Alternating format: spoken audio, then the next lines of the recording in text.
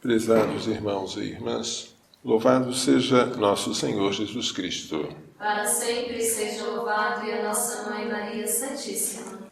Nesta festa de Nossa Senhora do Carmo, a Igreja nos propõe como primeira leitura um trecho da profecia de Zacarias, em que a cidade de Sião, ou seja, Jerusalém, é convidada a alegrar-se. Por quê? Porque o Senhor veio habitar no meio dela.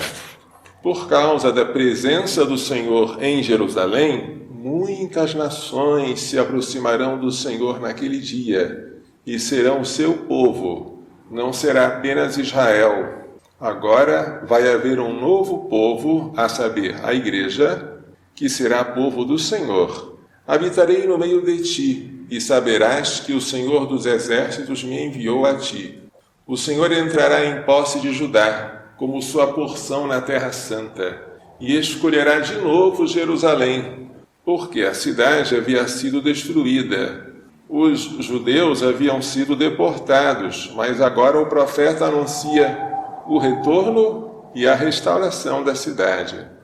Emudeça, silencie todo mortal diante do Senhor. Ele acaba de levantar-se de sua santa habitação. Esta habitação do Senhor, no Antigo Testamento, é Jerusalém, ou, se preferirem, o Templo, ou, mais ainda, a Arca da Aliança, que ficava dentro do Templo. No Novo Testamento, a habitação do Senhor é Maria. Foi o lugar em que ele quis habitar durante toda a sua gestação, na total dependência dela, sendo protegido e alimentado por ela. Maria é a habitação de Deus. Esse mistério é grande. Silêncio. Todo mortal emudeça. Diante de um mistério, as palavras não ajudam. É preciso silenciar. O salmo responsorial foi o Magnificat, aquele cântico que Nossa Senhora entoou quando ouviu as palavras de Isabel dizer, cheia do Espírito Santo: Bendita és tu entre as mulheres, bendito é o fruto do teu ventre. Maria transferiu os louvores que ela recebeu de Isabel para Deus. A minha alma engrandece o Senhor. Ele fez em mim maravilhas e o seu nome é santo. O Evangelho de São Lucas traz uma passagem especialmente comovedora. Imagine que Jesus, em pessoa, apontasse para nós que estamos aqui e dissesse: Eis aqui minha mãe e eis aqui meus irmãos. Pois foi isso que ele fez. Apontou para a multidão que o escutava e disse tais palavras. Palavras muito honrosas, palavras emocionantes, se dirigidas a nós. Por quê? Porque todo aquele que faz a vontade do meu Pai que está nos céus, esse é meu irmão, minha irmã e minha mãe. Só há uma única outra vez em que Jesus apontou para Maria, chamando-a de mãe. Foi na cruz. Dirigindo-se ao discípulo amado e apontando para Maria, ele disse: Eis a tua mãe. Mas aqui ele chama de mãe, mãe dele, quem ouve, mas não apenas ouve, quem pratica, quem põe em prática a vontade do Pai. Então, a nossa consanguinidade com Jesus, ser irmão, ser irmã, ser mãe, está em fazer a vontade de Deus.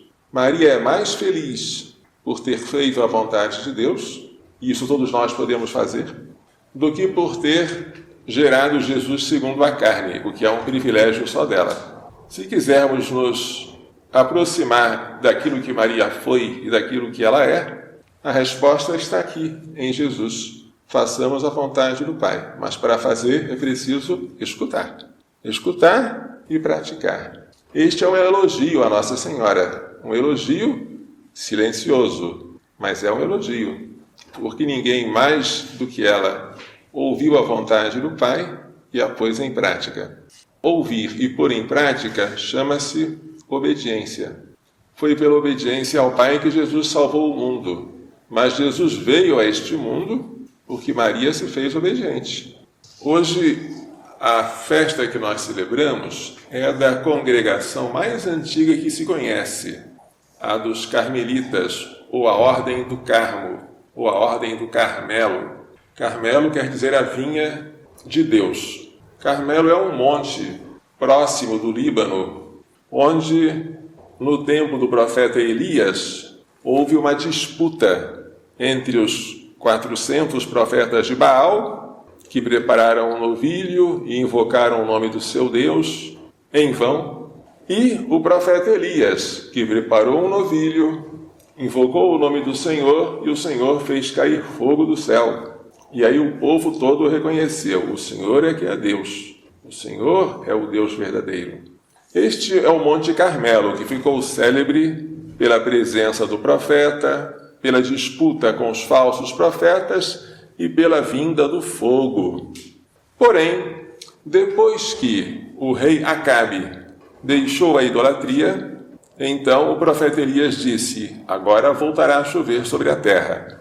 E para isso, o profeta subiu novamente ao Monte Carmelo, junto com o seu servo, e mandou que o servo olhasse para o horizonte 7 vezes. E ele disse: não vejo nenhuma nuvem, nenhum sinal de chuva. Mas, pela última vez, ele viu uma nuvenzinha tão pequena como a palma de um homem. E Elias, que estava lá no monte orando, por causa daquela nuvenzinha, desceu do monte correndo, mandou o rei atrelar o seu carro, dizendo: vai chover pesado, vamos sair daqui. E assim aconteceu. Essa nuvenzinha, ela é sinal de Maria.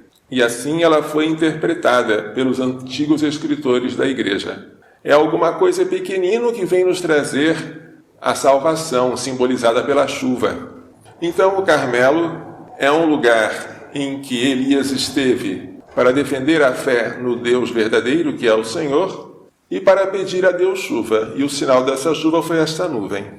Depois, com o cristianismo, alguns religiosos resolveram se recolher naquele monte, o Monte Carmelo, para cultuar Nossa Senhora. Elias foi o inspirador da ordem, mas não foi o seu fundador. Mas é uma ordem muito antiga. Depois houve o problema das invasões dos muçulmanos, que expulsaram os carmelitas de lá, e os conventos chamados de Carmelos tiveram que se espalhar pelo Ocidente, pela Europa. No século XIII, São Simão Stock recebeu de Nossa Senhora o escapulário como algo para se usar e com a promessa da salvação eterna. O escapulário do Carmo, ou o escapulário do Carmelo, ou, como se costuma dizer, o escapulário de Nossa Senhora do Carmo. Usar não como um amuleto ou como superstição, mas como um sinal da nossa conversão e da nossa devoção a Nossa Senhora. Desta ordem, a ordem carmelita, brotaram muitos santos. No século XVI ela estava relaxada, mas Santa Teresa de Ávila reformou o Carmelo, juntamente com São João da Cruz, que reformou o ramo masculino. Pensemos em Santa Teresa de Lisieux, Santa Teresa do Menino Jesus da Sagrada Face, que também foi carmelita. Pensemos mais recentemente na irmã Lúcia de Fátima, que também foi carmelita. O Carmelo, uma ordem assim de origem contemplativa, mariana, teve muitos frutos de santidade no decorrer do tempo, como se fosse uma vinha carregada de uvas, a vinha do Senhor, a vinha de Deus.